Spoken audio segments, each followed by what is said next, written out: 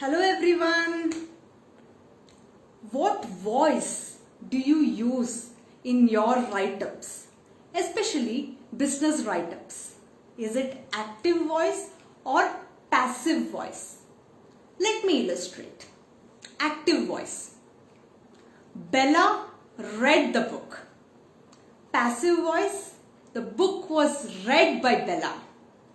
Notice the difference? In the active voice, we find that the writing is more direct, more precise, clear, concise and easy to understand. Whereas in passive voice, the sentence consumes more number of words. It is indirect, it is cumbersome and it is not very easy to understand. So it's advised that in business settings, mostly you should try to make use of active voice in your writings. So in active voice, what happens is the subject of the sentence is acting on the object. Here Bella read the book. Bella is the subject and the object is the book. So the subject acts on the object. Whereas in the passive voice, the book was read by Bella. Here was read, the verb is acting on the subject. That makes the sentence little longer. That means it uses lot of words and it makes it more cumbersome. So ensure that maximum you use active sentences or sentences in active voice. Let's take one more example to understand. Active voice. Rahul caught the ball. Passive voice, the ball was caught by Rahul. So notice the difference.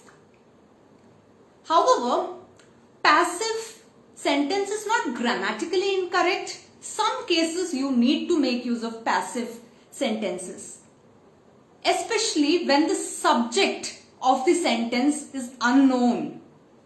Let me give an example. Yesterday, a car was stolen from the church street. Here you used was stolen from the church street and here we don't know who the subject is. Who stole the car?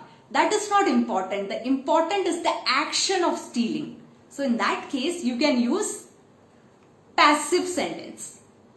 The thief was never caught. Again, it's a passive sentence and we don't know who the thief is. You can see the use of passive sentences mostly in newspaper, news reports and so on.